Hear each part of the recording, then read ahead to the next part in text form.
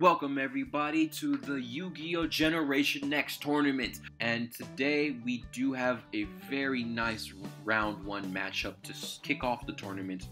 We have Alexis Rhodes versus the Supreme King. One thing that I will note to you guys that is different about this tournament is certain characters played so many cards that their decks can be completely different and separated into other decks. And so in order to help bring as many characters as I did in an even number, of course, certain characters in this tournament are alternate versions of themselves. The first example I'll give you, and you can go ahead and dig through the matchup list if you'd like, but one example is there is Alexis Rhodes, and then there's a second Alexis who ran the deck that she played during her time in the Society of Light. But now that we got that out the way, let's go over the decks. So here we have Alexis Rhodes' deck. It's comprised of various women and even angels, but despite its femininity, it is by no means to be underestimated as weak.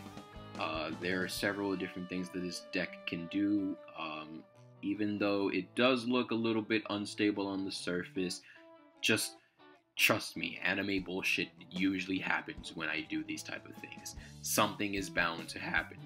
So, of course, for power, we threw in a Gemini Elf. We have the Cyber Prima here who can destroy face-up spell cards, and that is important as starting now, many decks, and I mean many decks, have field spells. So that is very clean wipe, and she's easily summoned out with her Prima Light spell card by tributing a Cyber 2/2.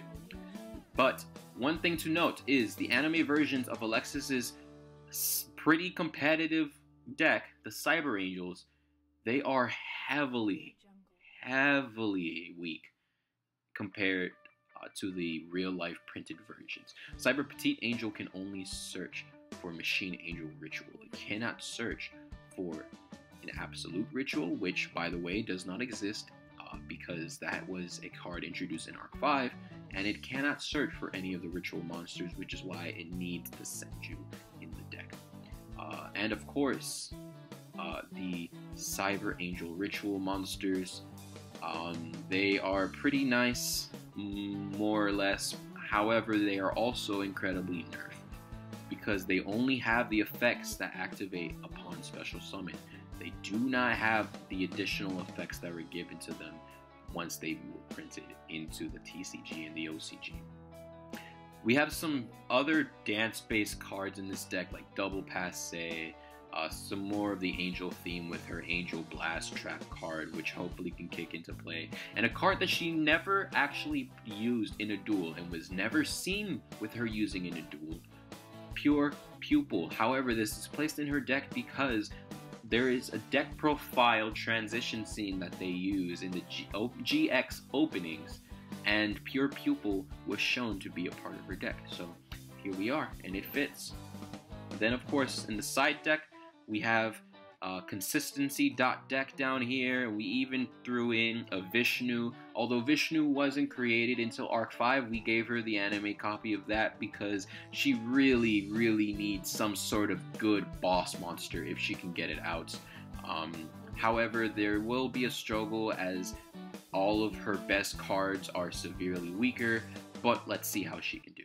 And here we have the one and only, arguably one of the best Yu-Gi-Oh! Villains of all time, the Supreme King, aka Evil Jaden Yugi.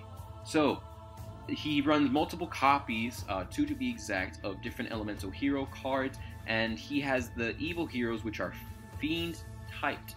All of them are. You have Infernal Gainer, who can banish himself temporarily to give one monster who is a Fiend on your field double attacks permanently, for as long as that monster stays face up, as long as it doesn't get Book of Moon or any of that. Infernal Prodigy is something like a Cyber Dragon, and when it gets tributed for a tribute summon, wink wink, you get to draw a card.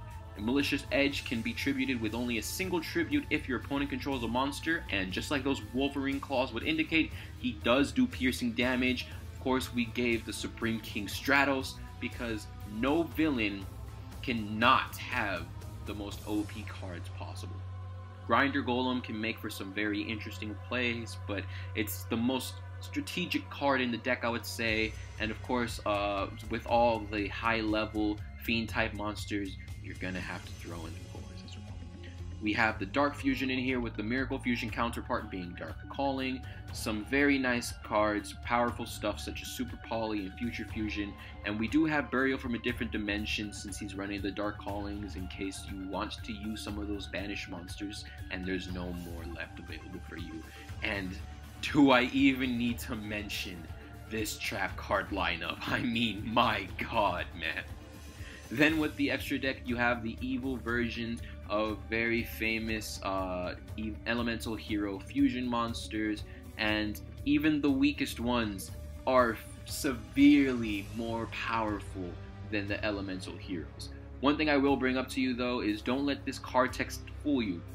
In a duel against Jim Crocodile Cook, Supreme King fused his rock monster with one of his evil heroes using super polymerization, despite Dark Gaia needing Dark Fusion, and there is no anime counterpart listed in the entire WIGO Pro database. So I went into the cards code for Dark Gaia and I edited its script so that it does not require Dark Fusion, meaning if Jaden opens up with Future Fusion and he side-decked his Valkyrian, the Magna Warrior, I have no words for the onslaught that is coming for his opponent. He has the generic E-Hero fusions in his side deck and some more very powerful spell cards. But in any case, let's get on with the duel.